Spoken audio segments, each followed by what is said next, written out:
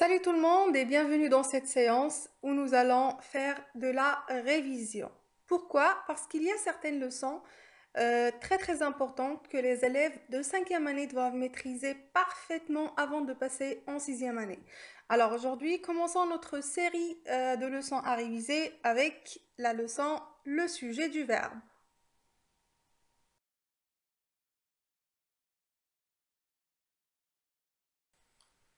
Avant de passer à notre leçon, à notre révision, essayons de vérifier si vous êtes capable de répondre à ce genre de questions. Qu'est-ce que c'est qu'un sujet? Comment peut-on l'identifier dans une phrase? Est-ce qu'il est toujours placé devant le verbe?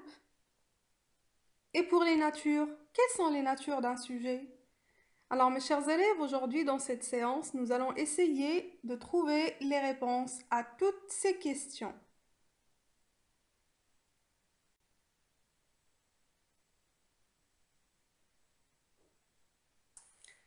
Tout d'abord, essayons de répondre à la première. Qu'est-ce que c'est qu'un sujet?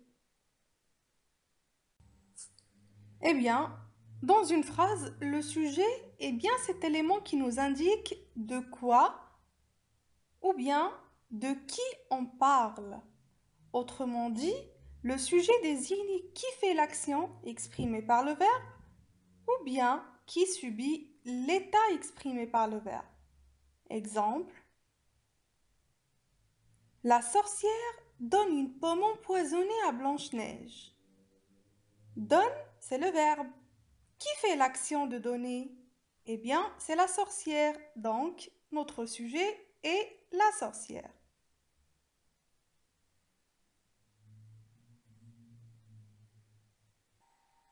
D'accord. Et comment peut-on identifier le sujet dans une phrase? Eh bien, c'est très simple. Je vous donne deux petites astuces. Pour trouver le sujet dans une phrase, il suffit de dire qui est-ce qui ou bien qu'est-ce qui suivi du verbe. Exemple, la gentille fée aide Cendrillon. Je dois tout d'abord trouver le verbe, c'est aide, et puis je pose ma question. Qui est-ce qui aide? La réponse, c'est la gentille fée. Donc, hop, le sujet est trouvé. C'est la gentille fée. Passons à la question suivante. Le sujet est-il toujours placé avant le verbe ou bien y a-t-il d'autres cas?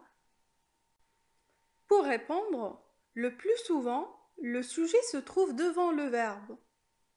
Mais il existe certains cas où il peut être placé après.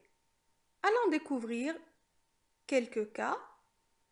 D'abord, dans une phrase interrogative par inversion de sujet. Exemple, portes-tu un masque en sortant? Alors là, le sujet tu est placé après le verbe porter, vu que c'est une phrase interrogative par inversion de sujet. Et puis, un autre cas, dans un dialogue. Exemple, pourriez-vous m'aider? Dit Alice. Alors là, nous remarquons que Alice, le sujet, est placé après le verbe dire puisqu'il s'agit d'un dialogue.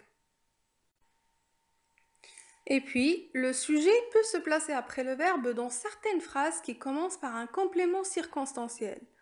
Exemple, dans ce château habitaient la belle et la bête.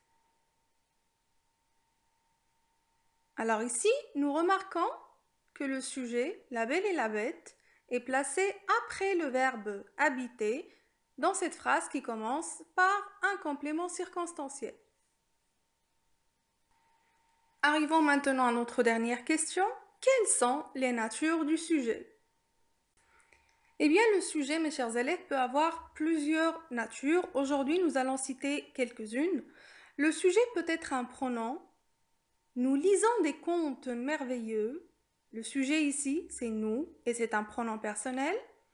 Il peut être aussi un nom propre. Exemple, Alice suit un lapin et tombe dans son terrier. Le sujet Alice est un nom propre. Le sujet peut être aussi un groupe nominal. Exemple, le chapelier fou fête son anniversaire. Le chapelier fou est un groupe nominal. Il se compose d'un déterminant, d'un nom et d'un adjectif. Un autre exemple, le chat du Cheshire indique le chemin à Alice. Ici, le sujet est un groupe nominal aussi, vu qu'il se compose d'un déterminant, d'un nom et d'un complément du nom.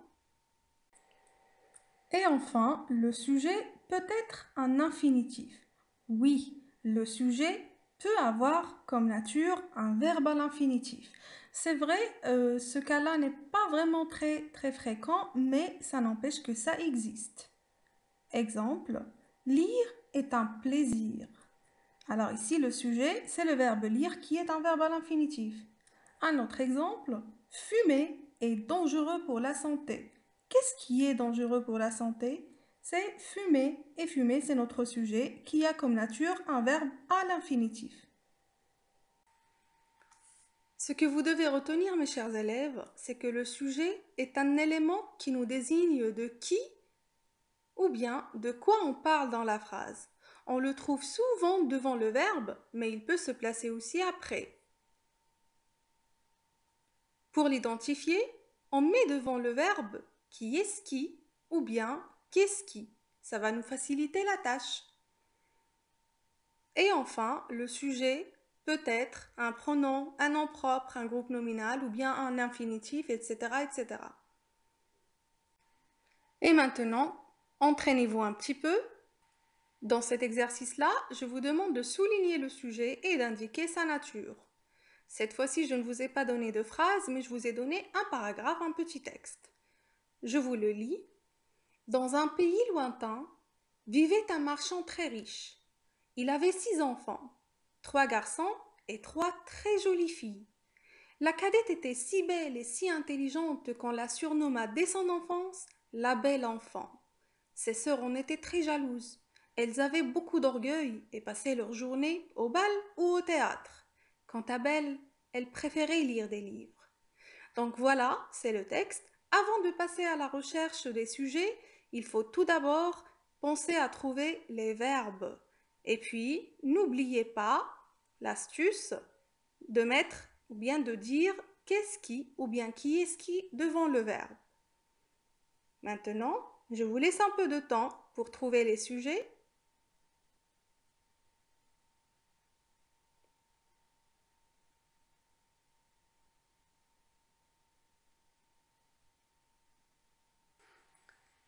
Correction. Comme je vous ai dit tout à l'heure, avant de trouver le sujet, il faut repérer le verbe. Dans un pays lointain, vivait un marchand très riche. Je trouve mon verbe. Up, il est là, c'est le verbe vivre. Je pose ma question. Qui est-ce qui vivait? Eh bien, la réponse, un marchand très riche qui est un groupe nominal. Je continue. Il avait 6 enfants, 3 garçons et 3 très jolies filles. Le verbe, c'est avoir. Qui est-ce qui avait 6 enfants? Le sujet, c'est il qui est un pronom personnel. Je continue. La cadette était si belle et si intelligente. Le verbe être. Qui est-ce qui était si belle? Eh bien, c'est la cadette qui est un groupe nominal. Je continue. La cadette était si belle et si intelligente qu'on la surnomma dès son enfance la belle enfant. Il est là mon verbe, c'est le verbe surnommer. Qui est-ce qui surnomma? Ici, le sujet, c'est on, qui est un pronom personnel. Toujours avec le même texte. Ses sœurs en étaient très jalouses. Je repère le verbe, c'est le verbe être. Qui est-ce qui était très jalouse? Eh bien, ce sont ses sœurs, qui est un groupe nominal. Elles avaient beaucoup d'orgueil et passaient leur journée au bal ou au théâtre. Qui est-ce qui avait beaucoup d'orgueil? C'est elle et c'est un pronom personnel. La dernière phrase, quant à Belle, elle préférait lire des livres. Eh bien, le verbe préférer, qui est-ce qui préférait lire des livres? C'est elle qui est un pronom personnel.